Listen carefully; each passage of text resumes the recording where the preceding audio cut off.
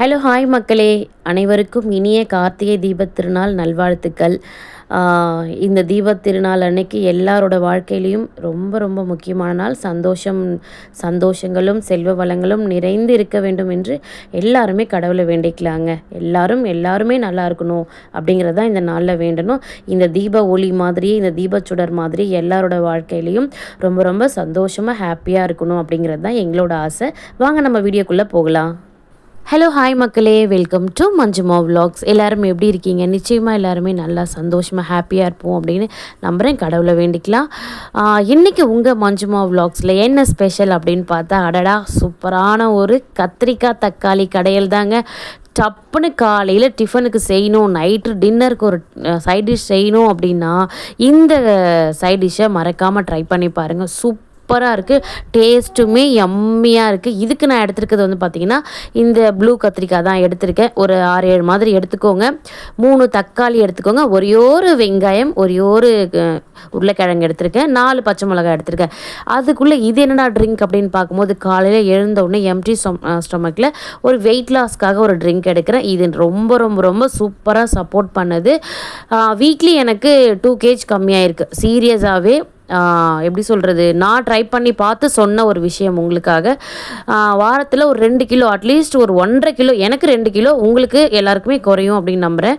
So இந்த drink வேணும், details வேணும் அப்படின்னா மறக்காமல் கமெண்ட் பாக்ஸில் சொல்லுங்கள். அடுத்த வீடியோ அதை கொடுத்துடலாம். வாங்க இப்போ நம்ம இந்த கத்திரிக்காய் தக்காளி கடையிலுக்கு போயிடலாம். ஸோ இது எல்லாத்தையுமே நம்ம வந்து கட் பண்ணி வச்சுக்கிட்டோம். தக்காளி கத்திரிக்காய் இதை வந்து இப்போ நம்ம ஒரு குக்கரில் ஆட் பண்ணிடலாம்.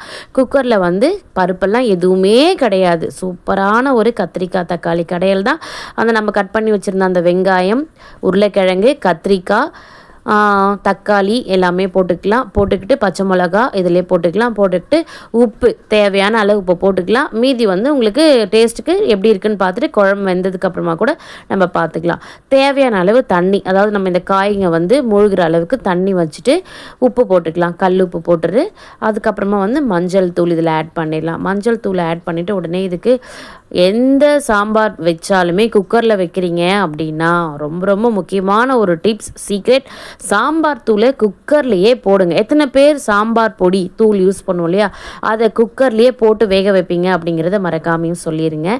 நானும் அந்த மாதிரி தான் ஃபாலோ பண்ணுவேன். ஸோ இப்போ நம்ம வந்து மஞ்சள் தூளுக்கு அப்புறமா சாம்பார் தூள் ஒரு 2 ஸ்பூன் மாதிரி நான் இதில் ஆட் பண்ணிக்கிட்டேன். அவ்வளோதான். இப்போ என்ன பண்ண போகிறோம் அப்படின்னா, நம்ம வந்து இப்போது தம் போட்டுடலாம். இதை தம்னா விசில் விட்டுடலாம். கரெக்டாக இதுக்கு நான் 4 விசில் விட்டேங்க. அதாவது ரொம்ப குழையவும் கூடாது, காய் வந்து வேகாமையும் இருக்கக்கூடாது. அந்த மாதிரி ஒரு 3 to 4 விசில் விட்டீங்க அப்படின்னா உங்களுக்கு ஒரு மிதமான கரெக்டான பக்குவத்தில் உங்களுக்கு அந்த கத்திரிக்காய் கிடச்சிரும். இதை நம்ம அடுத்த ஸ்டேஜில் நம்மக்கிட்ட இருக்கக்கூடிய கல்சட்டி இல்லைனா வந்து இதிலே கூட நீங்கள் போட்டு கடையலாம். முக்கியமாக இதுக்கு வந்து ஒரு சின்னதாக கொஞ்சோண்டு தான், ரொம்ப சேர்க்கக்கூடாது, சின்ன சைஸில் புளியை ஆட் பண்ணிக்கோங்க. இப்போ நம்ம இதை வந்து விசில் வச்சிடலாம். 4 விசில் வச்சோன்னு வச்சுக்கோங்களேன். எனக்கு இன்னொரு டவுட்டுங்க, ஏன் இந்த உப்பு ஜாடிலாம் வந்து இப்படி தண்ணி விட்டா மாதிரி ஆகுது? யார் யார் வீட்டிலலாம் உப்பு ஜாடி பயன்படுத்துகிறீங்க? எல்லார் வீட்லேயுமே இப்படி தான் இருக்குமா? இந்த மழை காலத்துக்கு இப்படி இருக்குமா அப்படிங்கிறத எனக்கு சொல்லுங்கள். என் வீட்டில் இந்த உப்பு ஜாடி தான், எனக்கு புளி ஜாடி அந்த மாதிரி இல்லை, உப்பு ஜாடியில் மட்டும் அந்த மேல் வாக்கில் சுற்றுனா மாதிரி எனக்கு தண்ணி விட்டா மாதிரி இருக்குது. உங்கள் வீட்லேயும் உப்பு ஜாடி இருந்தால் அப்படி தான் இருக்கா அப்படிங்கிறத மறக்காமல் சொல்லுங்கள். இதையும் எனக்கு. இப்போ நம்ம வந்து விசில் போயிருச்சு. விசில் போனதுக்கப்புறமா என்ன பண்ண போகிறோம் அப்படின்னா, அந்த நம்ம வெந்திருக்கு இல்லையா, அப்பா கம்மன்னு வாசனை தான். ஒரே திறக்கும் போதே அந்த வெங்காயம், தக்காளி, கத்திரிக்காய், பச்சை மிளகா வாசனை சூப்பராக இருந்தது. இப்போ பாருங்கள், கொதிக்க கொதிக்க அப்படியே ஆவி வர வர இதை தூக்கி கல்சட்டியில் சூட்டோடு கொட்டி ஒரு 4 மசிச்சுன்னு வச்சுக்கோங்களேன். அருமையான அட்டகாசமான வாய்க்கு ருசியான புளிப்பு காரம் சுவையோடு சேர்ந்து சூப்பரான ஒரு அட்டகாசமான கத்திரிக்காய் கடையல் எப்படி இருக்குது அப்படிங்கிறத பாருங்கள். கடைஞ்சி முடிச்சதும் இதுக்கு ஒரு சின்ன தாளிப்பு மட்டும் தான். எப்போ போல் நம்ம சாம்பார்லாம் தாளிப்போம் இல்லையா, சட்னி சாம்பார், அதே மாதிரி ஒரு தாளிப்பு. 5 நிமிஷத்தில் செய்யக்கூடிய இந்த கடையல் ரொம்ப ரொம்ப ரொம்ப டேஸ்ட்டாக இருக்கும். மறக்காமல் ட்ரை பண்ணி பாருங்கள். வச்சுட்டு எண்ணெய் ஊற்றி கடுகு போட்டு ஜீரகம் போட்டு உளுந்து போட்டுக்கோங்க. இது வந்து பூண்டு பல்லை வந்து தட்டி வச்சுருக்கேன். பூண்டு பல்லை தட்டி சாம்பாரில் சேருங்க. வாசம் இன்னும் அட்டகாசமாக இருக்கும், ருசியாகவும் இருக்கும்.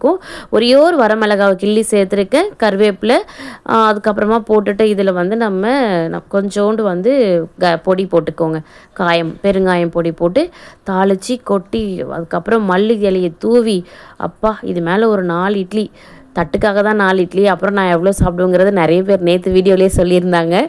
ஸோ சுட சுட சாம்பார் ரெடி ஆயிருச்சு. அதாவது சாம்பார்னு சொல்லலாம். கத்திரிக்காய் தக்காளி கடையல் அப்படின்னும் சொல்லலாம். ரொம்ப அருமையான சூப்பரான சுவையான, இன்னும் எவ்வளோ சொல்லிக்கிட்டே போகலாம். உண்மையிலேங்க அவ்வளோ டேஸ்ட்டாக இருந்தது. தேங்க்யூ ஃபார் வாட்சிங் மை வீடியோ.